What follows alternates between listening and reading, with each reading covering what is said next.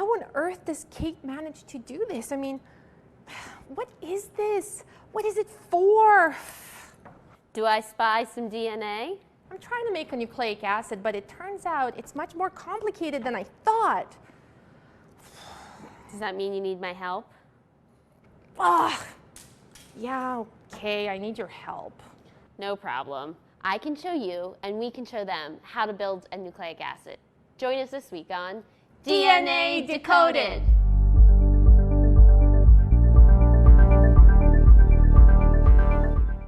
Today, we are going to build a polymeric biomolecule, step by step. 9 syllables? Kate, you're over your limit. Okay, fine. Today, I'm making a polymer, a type of long chain-like molecule in our cells. It's really just a large molecule made up of smaller units called monomers. Our cells are made up of many polymeric molecules. Proteins are one example, nucleic acids are another. Nucleic acids actually come in 2 flavors, DNA and RNA. DNA is an acronym. We learned before that the D in DNA stands for deoxyribose, which is a fancy name for the sugar in the rails of the ladder. Now we know where the Na in DNA comes from. Na stands for nucleic acid. We'll get to the RNA later. Both nucleic acids and proteins are manufactured in a similar process. It involves building a long chain from basic building blocks.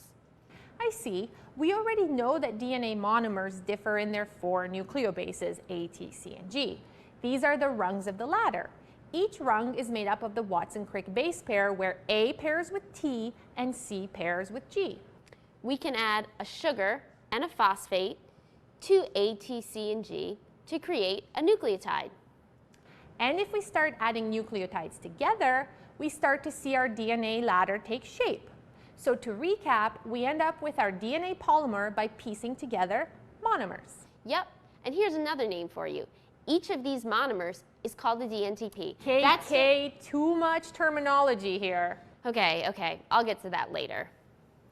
You'll notice that the monomers really like to stick together. The sugar and phosphates form covalent bonds. These bonds are super strong, like crazy glue. These strong bonds occur only when there is an exchange for energy. The chemistry of this is slightly complex, but the key to this reaction lies in the 3 linked phosphates in each dNTP. If we want to link monomers together, we need energy to drive that reaction.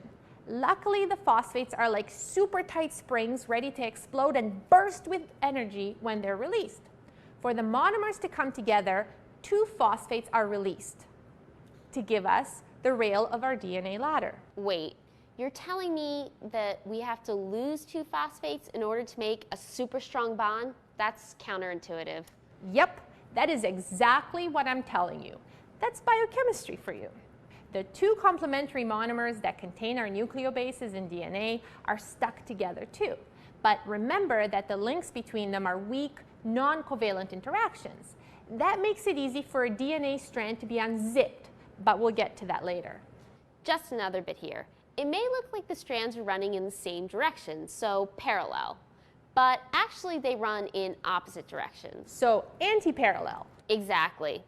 Scientists use a distinct numbering system based on the location of specific chemical groups to indicate this phenomenon.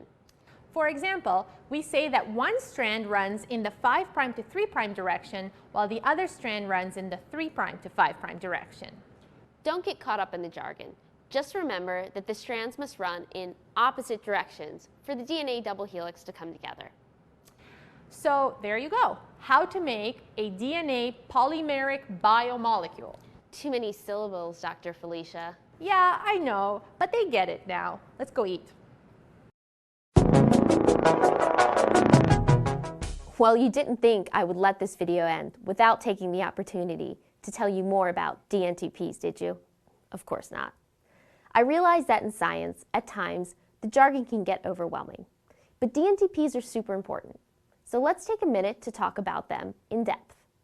dNTP stands for deoxynucleoside triphosphate, and this name will make more sense if we look at the structure. Now, we've already talked about the deoxy bit. The D in dNTP and DNA stand for deoxyribose, or D sugar. Now, what about the N, the T, and the P? Well, nucleoside sounds super fancy, but it's just another way of saying our nucleobases, A, T, C, G, are attached to the sugar. Sugar plus nucleobase equals nucleoside. That just leaves the T and P, which simply refer to the 3 phosphate groups, the triphosphates. These groups are packed with energy, which helps drive the formation of DNA strands. See, the jargon isn't so intimidating when we take it bit by bit. Caitlin out.